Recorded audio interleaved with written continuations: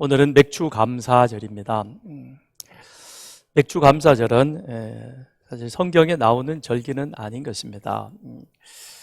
맥주감사절을 지켜야 하는 이유에 대해서 어떤 분은 출애굽기 23장 16절의 말씀을 인용하면서 그렇게 맥주절도 하나님께서 이스라엘 백성들에게 지키라 하셨으니 우리도 지켜야 된다라고 그렇게 말씀합니다. 그런데 출애굽기 23장 16절은 맥주절을 지키라 이는 내가 수고하여 밭에 뿌린 것의 첫 열매를 거둠이니라. 맥주절이라고 그렇게 우리 성경엔 번역되어져 있습니다. 그런데 우선은 하나님께서 이 말씀을 이스라엘 백성들에게 주셨던 그 때는 이스라엘이 애굽에서 나와서 그다음엔 시내산에서 율법을 주시면서 광야 생활을 시작할 그때에 하나님께서 이 말씀을 주셨다는 것입니다.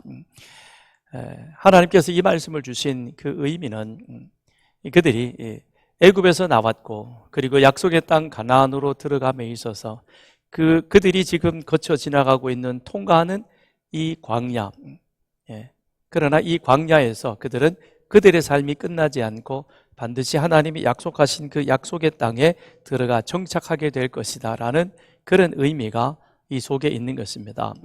광야에서는 농사를 할 수 없습니다. 그리고 이스라엘은 지금 땅에서 나는 것을 먹는 것이 아니라 하늘에서 내리는 만나와 하나님께서 반석을 통해서 내어주신 물을 먹으며 살아가고 있습니다.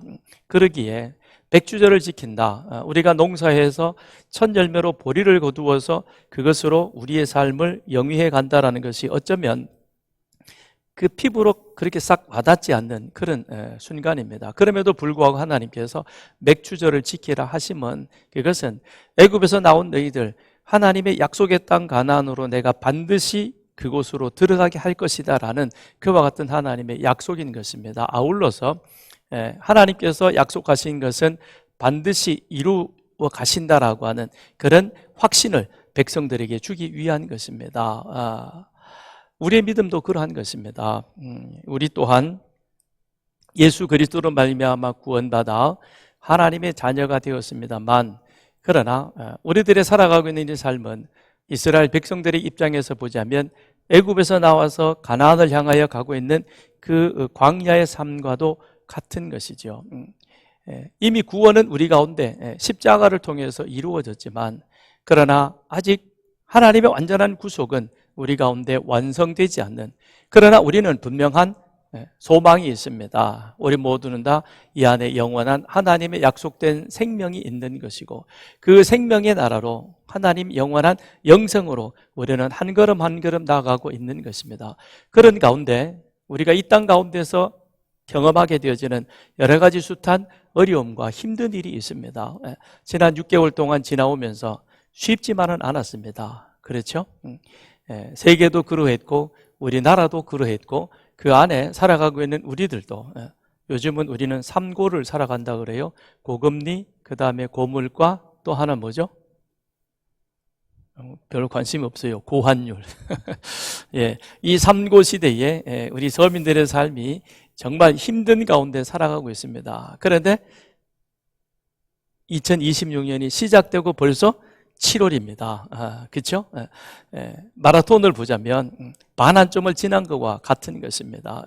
그런 과정 속에서 우리가 2026년을 시작하면서 하나님 앞에 목표했던 것, 우리의 신앙의 삶 가운데서 우리가 반드시 올 한 해는 이런 방법으로 우리가 갔으면 좋겠다라고 그렇게 송구 영신 예배를 드리며 또한 우리 교회의 표어인 행하여 완전하라라고 하시는 그 말씀처럼 우리가 세상에 길을 보여주고 소망을 보여주는 교회라서 하나님 앞에서 행하고 완전한 그와 같은 삶을 살아가야 할 텐데 과연 지금 우리는 중간쯤 온 이 시점에 와서 내 신앙의 좌표를 찍어볼 때 제대로 가고 있는지, 만일 제대로 가지 못하고 잘못 가고 있다면 방향을 조정해야 되겠죠. 열심히 가서 이미 6개월이 지났으니까 우리의 목표도 그쯤 와야 되는데 아직 시작하는 이 부분에 입구에 머물고 있다면 빨리 끌어당겨야 될 것입니다. 어디까지요? 중간까지, 그 너머로 가야죠. 그래야 연말이 되면 우리는 목표한 점에 도달할 수 있을 것입니다. 하나님은 우리와 함께 이 한 해를 시작하셨고 우리와 함께 가시되 또한 우리에게 주신 목적과 비전을 따라서 우리를 계속해서 이끌어 가십니다. 그러므로 우리도 하나님 손을 붙들고 함께 나아가는 그런 이 한 해가 되길 바랍니다. 그래서 오늘 우리가 맥주 감사절을 지키면서 아니 우리는 보리 농사도 하지 않고 우리나라에서 보리 농사하는 데가 과연 얼마나 된다고 그렇다고 꼭 이 7월 첫 주에 한국 교회가 100% 다는 아닙니다만 거의 90% 이상이 7월 첫 주일을 맥주절로 지키고 있는 이 시점에서 어떤 분은 그런 얘기를 합니다. 성경에 나와 있지도 않고 지금 시대의 정신하고도 별로 맞지도 않은 이 맥주절을 지키는 건 그건 물질 때문이 아니냐, 헌금 때문이 아니냐라고 그렇게 해석하시는 분도 혹 있을 수 있습니다. 예, 초창기 한국 교회가 시작되어질 그 시점에는 재정적으로 사실 어려웠습니다. 힘든 부분도 있었지만 그래서 이 맥주 감사절이 1년의 삶에 있어서 교회 살림살이에 있어서 상당한 보탬이 되었던 것은 사실입니다. 그러나 지금에 와서 우리 교회의 형편을 볼 때에 맥주 감사 헌금이 저희 교회 전체 재정에 차지하는 그 비율은 극히 미미합니다. 한 2% 정도밖에 되지 않습니다. 그러니까 괜히 이렇게 왜곡된 마음으로 아유 돈 때문에 또 저러는가 보다 그렇지 않습니다.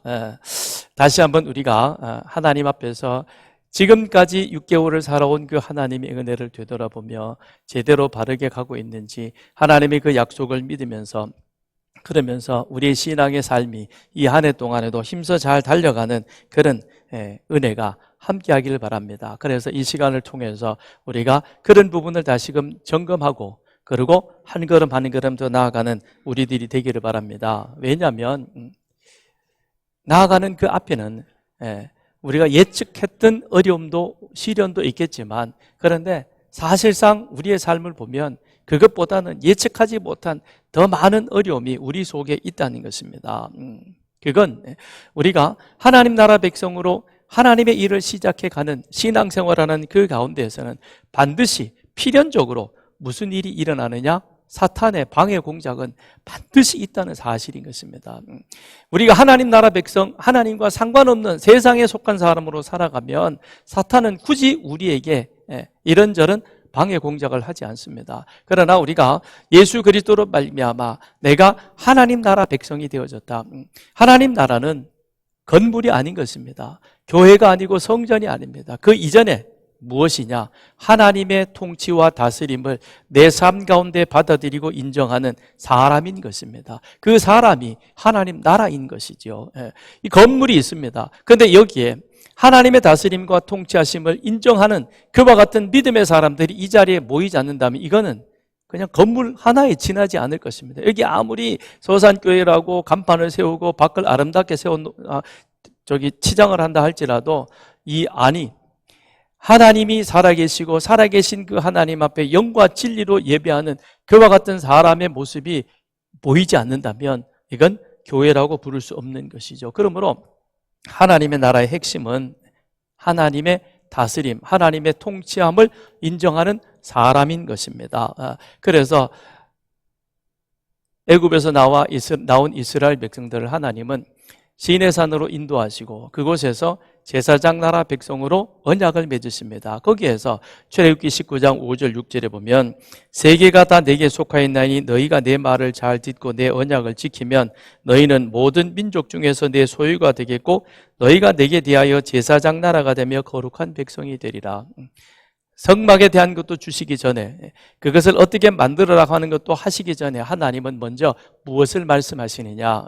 너희가 나를 하나님으로 인정하겠느냐? 나의 다스림을 받아들이겠느냐? 그렇게 해서 제사장 나라 백성으로 살아가겠느냐라고 그렇게 이스라엘 백성들에게 먼저 물으셨던 것입니다. 그러므로 하나님 나라는 하나님을 경외하는 사람들의 모임인 것입니다. 그런데 이를 사탄은 결코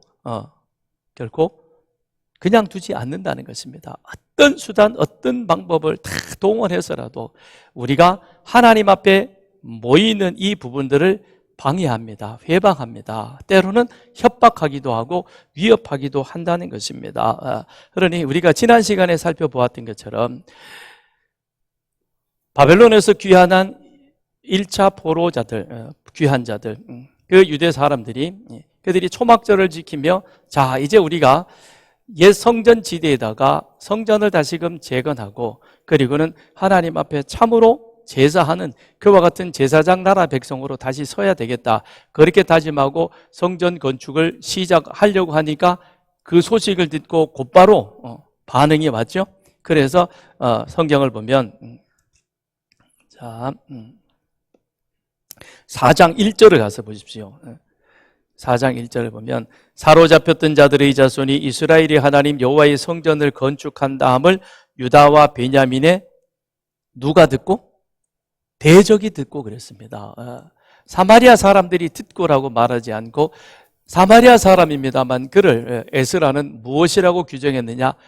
하나님 나라 백성의 대적이라는 것입니다. 즉 사마리아 사람들이 봐서 우리도 같이 함께 성전 건축하는데 좀 협조하게 해달라 그러지만 실질적으로 그 뒤에서 역사하는 것은 그건 다름 아닌 바로 하나님을 대적하는 악한 영 사탄이라는 것입니다. 그래서 대적이 듣고 그리고 와서는 뭘 합니까? 성전 재건하지 못하도록 하는 겁니다. 그러니까 이들의 목적은 성전이 재건되어지는 그것을 못하도록 하는 것도 있지만 더 궁극적인 목적은 무엇이냐면 그 백성들 즉 귀한 자들로 하여금 성전이 제대로 세워지지 못하도록 그 언약 공동체를 흩어버리는 겁니다. 하나님께서 70년 동안이나 바벨론에서 다시금 제사장 나라 백성으로 새롭게 잘 훈련시켜서 보냈는데 그런데 이들이 하는 일은 무엇이냐면 그걸 싹 흩어버려가지고 다시금 옛날의 모습으로 돌아오도록 하는 것, 이것이 사탄의 모습인 것입니다. 그래서 4절에 보면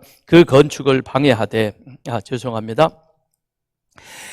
그 땅 백성이 유다 백성의 손을 약하게 하여 그 다음에 5절에 보면 약하게 했다 그랬습니다. 약하게 하다라는 그 의미는 낙심하게 하다, 의욕을 꺾어버리다 그런 의미가 되는 것이죠. 그러니까 돌을 빼앗아서 성전을 건축하지 못하도록 왕의 조서를 내리고 이런저런 여러 가지 이웃거리를 만드는 것이 아니라 바로 귀한 자들, 유다 백성들의 그 마음속에 할 수 없다라고 하는 그런 패배의식을 심어주는 거예요.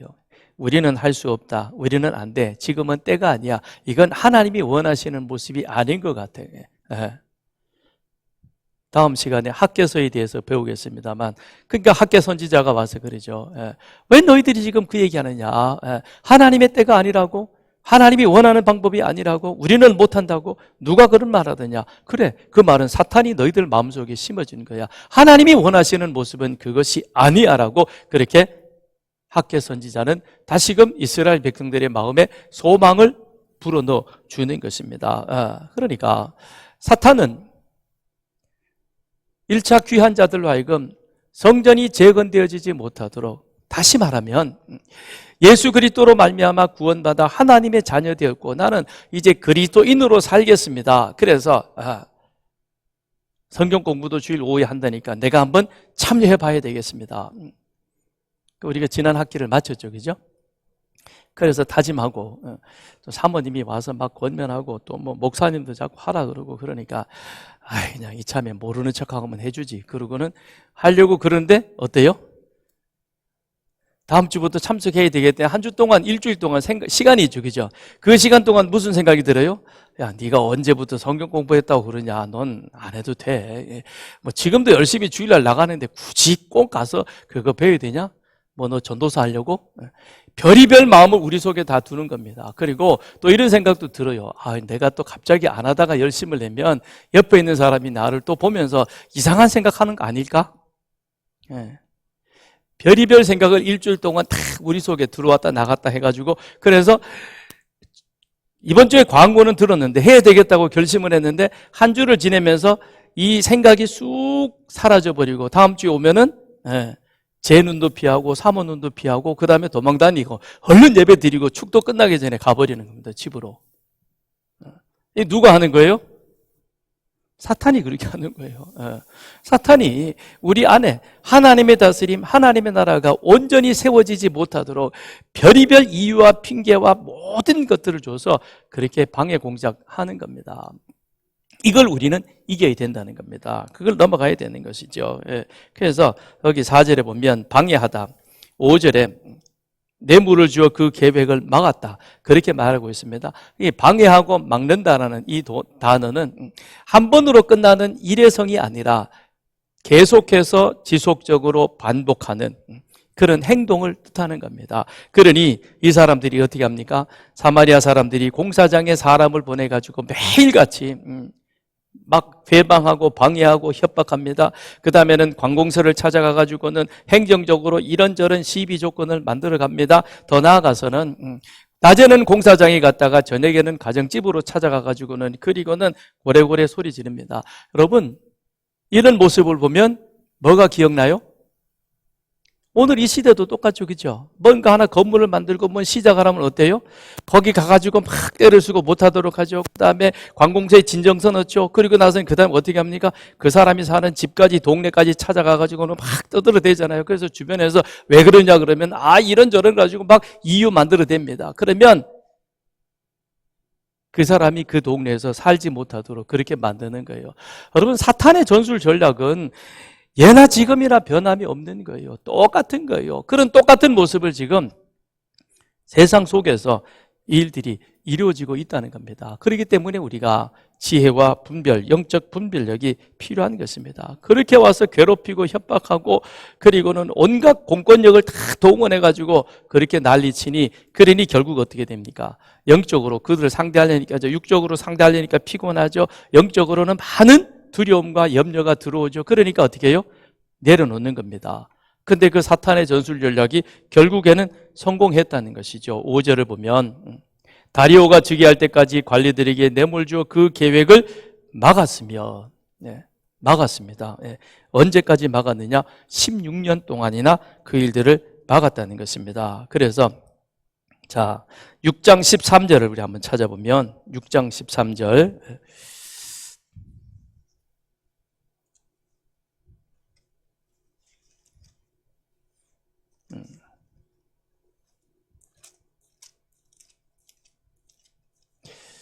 6장 13절에 시작.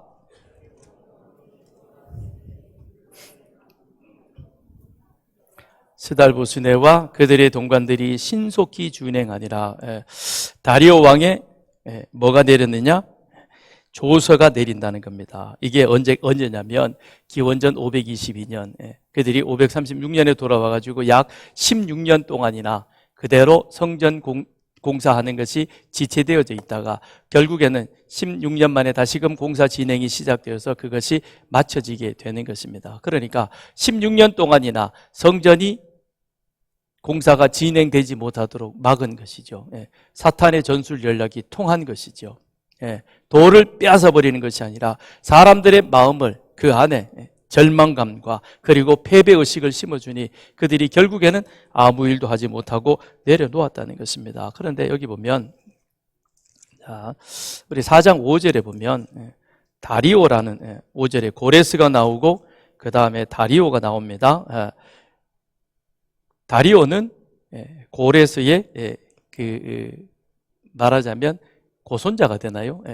고레스가 1대 왕이요. 그 다음에 그 2대 3대가 누구냐면 캄비세스가 있고 그 다음에 그 수메르디스라고 하는 그 왕들이 있습니다.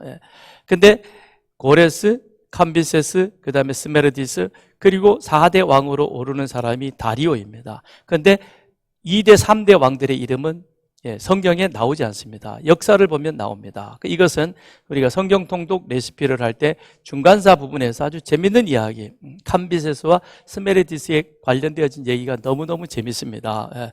궁금하시면 중간사를 강의를 신청을 하시면 들을 수 있어요. 세계사는 나오는데 성경에는 안 나와요. 그리고 고레스에서 바로 다리오로 갔다가 그 다음에 아하수에로 왔다가 아닥사스다로 그렇게 왕들이 이어갑니다. 페르시아 왕입니다. 당시의 페르시아는 지금 미국과는 비교 안 될 정도로 힘 있는 나라, 그 힘 있는 나라의 왕인데 그런데 이 사람들의 이름이 성경에 기록되지 않습니다. 왜일까요? 하나님 나라에 대해서 그들이 한 일이 아무것도 없기 때문에 그런 거예요. 제국의 왕이었지만 가장 힘 있는 나라에 힘 있는 왕이었지만, 권력자였지만, 그러나 그들은 그것을 가지고 하나님 나라를 위해서 하나님 나라에 유용되어지는 모습으로 한 번도 그 삶이 쓰임받지 않았다는 것입니다. 그러니 하나님 역사에서 그들의 이름이 지워지는 거예요. 우리가 하나님의 은혜로 자유 대한민국에 살면서, 우리는 세계 경제 이래가지고 몇이 그럽니다만, 실질적으로 우리 피부에 와닿는 그런 삶의 수준을 보면 우리는 세계 최고라고 해도 결코 부럽지 않을 만큼 그런 참 행복한 삶을 살아갑니다. 그런데 이런 좋은 환경에서 우리에게 주어진 건강과 물질과 여러 가지 그런 지식이라든지 그 모든 것들을 하나님을 위해서는 한 번도 제대로 사용하지 못하고 그것을 세상의 나를 위해서, 다른 것을 위해서 사용하고 나면, 그러면 나중에 하나님께서 앞에 섰을 때 하나님께서 우리의 모든 지나온 시간들을 심판하실 때가 있습니다. 결산하십니다. 그때 우리가 뭐라고 얘기하겠습니까? 이런저런 이유 되면 하나님은 그럽니다. 나 알아. 누구도 그랬고 그러나 이런 환경, 이런 어려움이 있을지라도 그것을 넘어서서 그것은 문제가 되어지지 않는 거야. 그럼에도 불구하고 우리는 하나님이 주신 것을 가지고 하나님 나라를 위해서 사용할 때 하나님께서는 우리의 이름을 기억하고 우리의 행한 것들을 하나님께서는 결산할 때 귀한 것으로 허락하여 상급을 주실 줄 믿습니다. 그러므로 우리는 스메르디스나 캄비시스와 같은 그와 같은 자가 되지 말고 하나님 나라에 그 이름이 더 귀하게 기억되어지는 여러분과 저가 되기를 바랍니다. 그래서 고레스부터 시작해서 다리오 왕이 즉위할 때까지 16년간이나 성전 재건은 멈추어져 있었지만 결국에는 다리오 왕 때에 하나님께서 그를 통해서 다시금 성전 재건의 역사가 이루어져 가도록 그렇게 만들어가는 겁니다. 그런데 그 안에 에스라는 지금 또 무엇과 함께 설명해 주고 있냐면, 지금 에스라는 성전 재건을 방해하는 사마리아 사람들의 방해에 대해서 말하고 있습니다만 80년 후에 똑같은 일들이 반복해서 일어나고 있습니다. 그게 바로 무엇이냐면 6절부터 23절까지 내용입니다. 이것은 느헤미야가 3차 귀환하여서 성벽을 재건하는 그때에 일어났던 그 방해, 회방 사건인 것입니다. 그러니까 에스라는 역사적으로 그 일을 기록하기보다는 사건을 중심으로 해서 우리가 1차로 귀환했던 사람이 성전 재건할 때 사마리아 대적들이 이렇게 방해를 했었다. 그럼에도 불구하고 하나님의 은혜 가운데 우리는 성전 재건을 완성을 했었다. 그런데 그 이후에 80년의 시간이 지난 이후에 다시금 느헤미야가 귀환해서, 그래서 성벽을, 마이크가 좀 왕왕거리는데요. 느헤미야가 성벽 재건하는 그 일을 할 때에 그때도 이 사마리아 사람들은 똑같은 모습으로 그렇게 우리들을 방해했었다. 그렇지만 성벽 재건은 완성되어졌다라는 사실을 말하고 싶은 겁니다. 결국 무슨 얘기냐면 우리가 하나님의 사람으로 하나님 나라 일을 할 때 우리 앞에는 필연적으로 우연히 일어나는 회방이나 방해가 아니라 필연적으로 방해가 있고 회방이 있고 그리고 그것을 반대하는 그와 같은 무리와 세력들이 있다는 것을 그렇게 성경은 에스라는 우리에게 말해주고 있는 것이죠. 그래서 7절에 보면 6절에 아하수에르가 즉위할 때, 아하수에르가 누군지 아시죠? 에스더의 남편이잖아요. 그렇죠? 에스더의 남편이고 이때 무슨 일이 있었어요?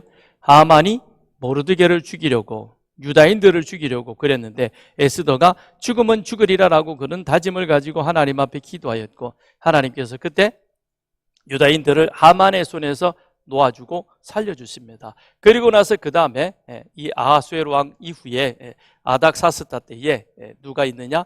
에스라와 그 다음에 느헤미야가 2차, 3차 귀환을 이끌게 되는 겁니다. 그리고는 그들이 가서 에스라가 귀환해서 사내들인 공회를 세우고 그 다음에 법체계를 완성시킵니다. 자, 보세요. 1차 귀환한 사람들이 방해와 회방 속에서도 성전 재건을 완성을 했습니다.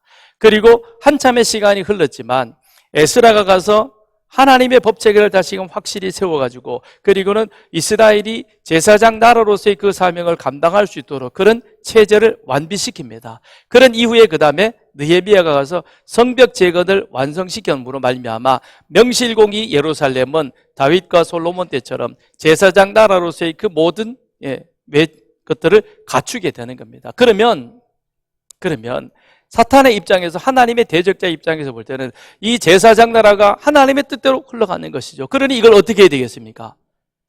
막아야죠.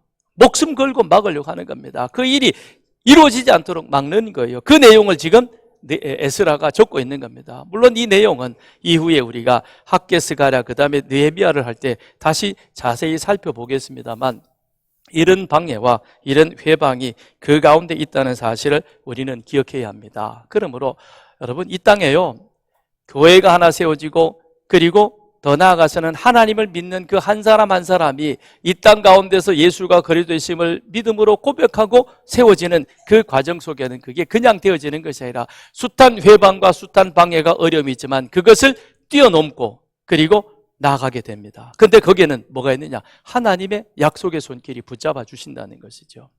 애굽에서 건져내셨고, 그 다음에는 광야를 지나가지만 그러나 약속의 땅 가나안으로 반드시 들어갈 것이다. 그러므로 너희는 가나안 땅에 들어가면 그 땅에서 농사를 지어서 첫 열매인 보리를 거두어서 하나님 앞에 감사해라. 이 모든 것들이 하나님의 은혜였다는 것이죠. 우리 노회가 80주년이 되어서 80주년사를 쓴다면서 각 교회마다 교회 역사에 대해서 그것을 간략하게 어떻게 시작됐고, 그 다음에 지금 어디에서, 그 다음에 교회 직분자는 어떻게 되어지고 교회 현황을 적어내라는 그런 숙제를 줬어요. 그래서 저도 그 숙제를 하느라고 사무실에 신현희 집사랑 같이 그 일을 하는 가운데 저도 참 놀라운 사실을 하나 발견했어요. 이후에 다시 한번 제가 더 확인을 해봐야 되겠습니다만, 오늘도 예배 끝나고 제가 집사람하고 그걸 다시 들여다보면서, 그건 우리 교회가 처음 시작을 해서 그때 시작되어진 그 사항을 교회 일지 쓰듯이 그렇게 쭉 적어놓은 80년 전에 친필의 내용인 것입니다. 거기 보면 어떤 내용이 있냐면, 평안남도에서 월남하신 두 분의 집사가 서산에서 그 장로교 예배를, 교회를 시작하려고 같이 모여가지고 함께 같이 이제 사람들을 모아서 교회 예배를 드리기로 했습니다. 그런데 첫 예배를 드리고 나서 5일 후에 저도 제 눈을 의심했습니다만, 그러나 거기에 친필로 뭐라고 되어 있냐면 성결교회 청년 다수가 그 예배 모이는 자리에 찾아와서, 그리고는 예배 드리고 난 그 이후에 5일 후에 예배 드렸던 일들을 주도했던 그 사람들에게 와서는 폭행을 한 거예요. 그래서 갈빗대가 부러졌고, 그 일로 인하여서 같이 있던 부인이 임신 중이었는데 낙태했다는 사실이 역사의 기록으로 남아 있어요. 그래서 야, 세상에 이럴 수가 있나. 제가 김명배 목사님 만나가지고 한번 보여주면서 한번 서로 확인을 한번 해보려고 합니다. 우리 역사는 분명하죠. 그거는 쫙 있는데 그걸 한문으로 막 적혀 있어요. 그래서 윤순희 집사가 한문 1급 자격증을 가지고 있어요.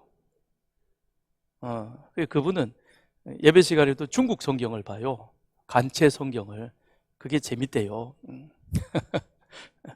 원하시는 분은 제가 한번 보여드릴게요. 거기 이렇게 빨간 걸로 다 번역을 해서 놔두세요. 예나 지금이나 하나님의 나라, 하나님의 교회가 세워지는 그곳에는 반드시 뭐가 있느냐? 사탄의 방해가 필연적으로 다가온다는 겁니다. 필연적으로. 그렇지만 하나님의 역사는 결코 중단되지 않는다는 것이죠. 그들이 그런 방해, 그 청년들이 왜 와서 그런 회방을 놓았는지는 모르겠습니다. 그때니까 이미 다 돌아가셨겠죠, 그죠? 그때 20대면 지금이면 100살이 됐으니까 없을 거예요. 물어볼 수는 없지만 왜 그랬는지 참 궁금해지는 그런 대목이기도 합니다. 그런데 하나님의, 그럼에도 불구하고 하나님의 역사는 중단 없이 진행이 되는 겁니다. 그래서 6장, 우리 에스라 6장 15절을 한번 보겠습니다. 6장 15절. 자, 아까 13절은 읽었죠. 다리오 왕의 조서가 내림에 그들의 동관들이 신속히 준행하여 15절 다리오 왕 제6년 아달월 3일에 성전 일을 끝내니라. 방해하고 회방해서 못하도록 했지만 고레스 왕 때 중단되었던 그것이 결국 어디에 왔습니까? 다리오 왕 때 와서 어떻게 돼요? 완성이 되었다는 것입니다. 그러므로 우리가 기억해야 할 것입니다. 우리 앞에 방해가 있고 회방이 있고 어려움이 있고 문제가 있고 그럴지라도 하나님의 역사는 중단하지 아니하고 지금도 계속해서 이루어져 갑니다. 그러므로 우리가 눈앞에 일어나고 있는 두려움으로 인하여 주저앉아 버리고 포기할 것이냐, 아니면 중단 없는 하나님의 구속의 역사를 기억하고 그분의 손을 붙들고 그분과 함께 나아갈 것이냐, 그건 내가 결정할 일인 것이죠. 그렇죠? 내가 그분의 손을 붙들고 나가면 나는 승리하게 될 것입니다. 아이고, 이거 어려움이 있어 안 하겠구나. 그리고 손을 놔버리고 다시 돌아가 버리면 그 인생은 끝나는 것이죠. 그럼 스메르티스처럼 제국의 왕의 자리에 올라서도 그 이름은 하나님 앞에서 잊혀진 이름이 되는 것입니다. 마태복음 14장 29절로 30절에 보면 베드로가 배에서 내려 물 위로 걸어서 예수께로 가되 바람을 보고 무서워 빠져가는지라 소리질러 이르되 주여 나를 구원하소서. 물 위를 걸어가던 베드로가 왜 물에 빠졌습니까? 환경을 보고. 예수님을 봤을 때는 파도치는 일렁이는 이 풍랑이 그것이 문제가 되지 않았습니다. 베드로가 배 안에 있든지 아니면 물 위에 있든지 상황은 변한 건 하나도 없습니다. 다만 그의 시선이 바뀌었을 뿐인 것입니다. 배 위에서 그는 예수님을 바라보고 갔을 때는 물 위를 걸어갔습니다. 그런데 물 위에 와서 예수를 바라보던 그 시선을 물을 바라보니 시선의 이동이 생겨버리니까, 그러니까 금방 물에 빠져들었다는 것입니다. 오늘 우리도 마찬가지인 것입니다. 베드로를 물에 빠뜨린 것은 그의 시선이었던 것입니다. 그 시선이 물을 보니까 믿음이 사라져버린 것입니다. 우리 역시 마찬가지인 것입니다.